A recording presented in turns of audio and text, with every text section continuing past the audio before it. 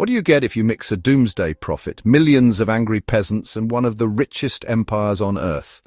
Answer: one of the bloodiest wars in human history. Welcome back to Infinitia Verity, where history isn't just dates and dusty books, it's drama, chaos, and the occasional wait what moment. Today's episode is the Taiping Rebellion, China's peasant war that nearly shook the world. Picture this. A man fails his exams. He has visions of angels. He decides he's the younger brother of Jesus Christ. Then he raises a massive army, creates his own kingdom, and nearly topples the Qing Dynasty. Sounds like the plot of a wild anime, right? Nope. This actually happened between 1851 and 1864. And here's the jaw-dropper. The Taiping Rebellion killed an estimated 20 to 30 million people. That's more than World War I, and almost equal to World War II's civilian toll. Yet outside China, very few people even know it happened. So grab your popcorn or maybe your Bible, because this is the story of how a religious movement turned into a full-blown civil war that almost changed world history forever.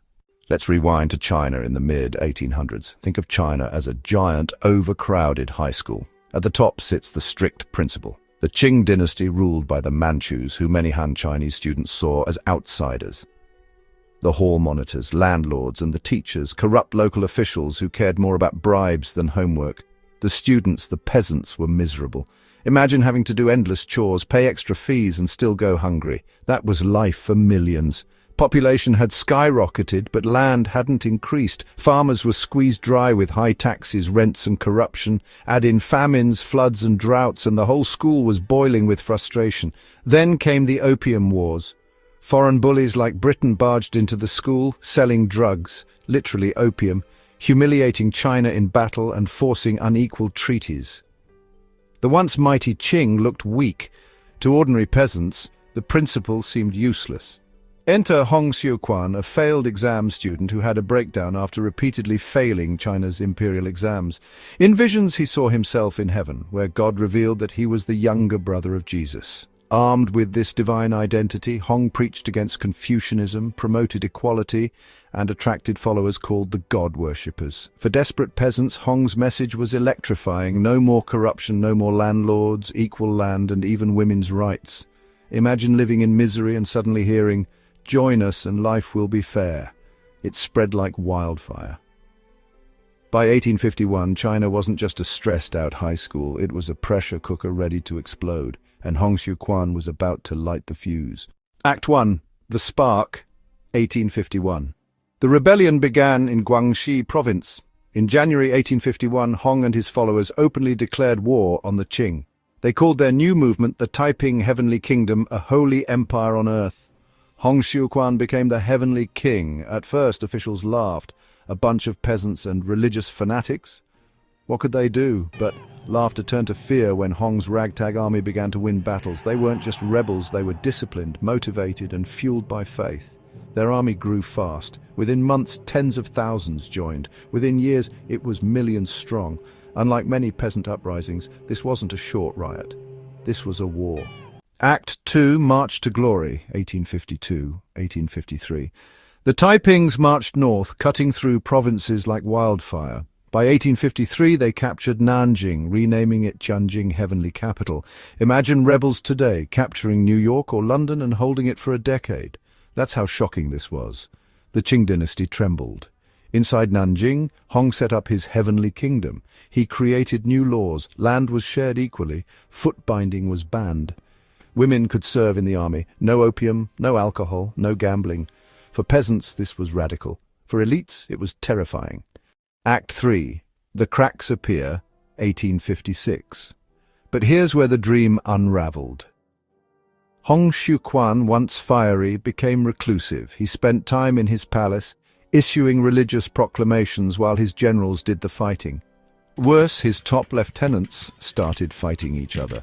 In 1856, a bloody civil war within the rebellion broke out. One leader accused another of plotting treason, and thousands died in purges.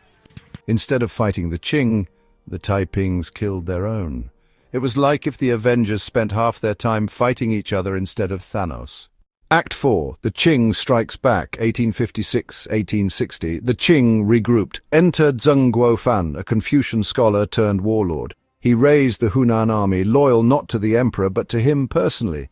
These regional militias became the Qing's secret weapon.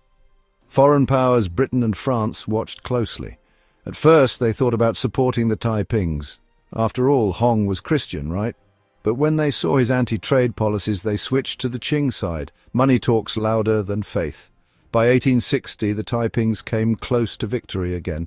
They pushed toward Shanghai, China's booming trade hub, but Western troops helped defend it. That was the turning point. Act 5. Collapse, 1860-1864. The Taiping forces grew weaker, drained by internal feuds, poor leadership, and relentless Qing attacks. Hong Xiuquan withdrew further into his palace, issuing strange edicts and relying on divine visions rather than military strategy. In 1864, Qing forces stormed Nanjing. The final battle was brutal. Streets ran red with blood, fires raged, and hundreds of thousands were massacred. Hong had already died, likely of illness or poison, leaving his heavenly kingdom leaderless. The Taiping Rebellion was over. Comic relief, leaders with nicknames: Hong Xiuquan, the Heavenly King, basically the group project leader who quits halfway. Yang Xiuqing, Taiping General, the mouthpiece of God, the guy who claims he's got divine Wi-Fi connection. Zheng Guofan, scholar warlord, proof that nerds with books can still beat armies. Western powers, the side hustlers, only there if trade profits are guaranteed. The human cost. The rebellion's toll was catastrophic. 20-30 million dead, entire provinces depopulated, farms ruined, cities in ashes. To compare, American Civil War deaths? Approximately 600,000. World War I deaths? Approximately 20 million. Taiping Rebellion? More than both combined. Even Karl Marx called it a formidable revolution. Chinese thinkers like Mao Zedong later praised it as one of the 8 great peasant uprisings. Others, like historian Barrington Moore, argued it wasn't a true revolution because it didn't transform society permanently. Whether you call it a rebellion or a revolution, it was massive, bloody, and unforgettable. The fall of the Taiping Rebellion in 1864 ended the dream of a heavenly kingdom, but it left scars that lasted generations. The Qing Dynasty survived, but much weaker. By relying on regional warlords like Zheng Guofan, they lost central control. This decentralization planted seeds for future chaos, including the fall of the dynasty in 1911. For peasants, life didn't improve much. Landlords still held power, taxes stayed high, and foreign powers kept exploiting China. But the memory of the Taiping lived on. Later revolutionaries, from Sun Yat-sen to Mao, looked back at it as proof that ordinary people could rise up and challenge emperors.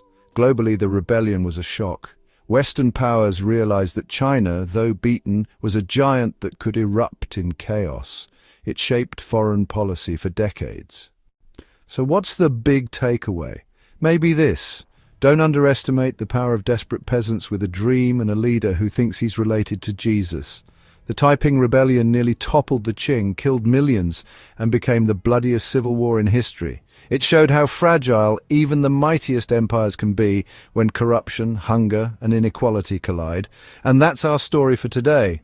If you loved this dive into forgotten history, smash that like button, hit subscribe, and ring the bell so you never miss an episode of Infinitia Verity. Tell us in the comments what shocked you more, the death toll, the bizarre religious claims, or the sheer scale of destruction. History isn't boring, it's unbelievable. And here at Infinitia Verity, we prove it every week.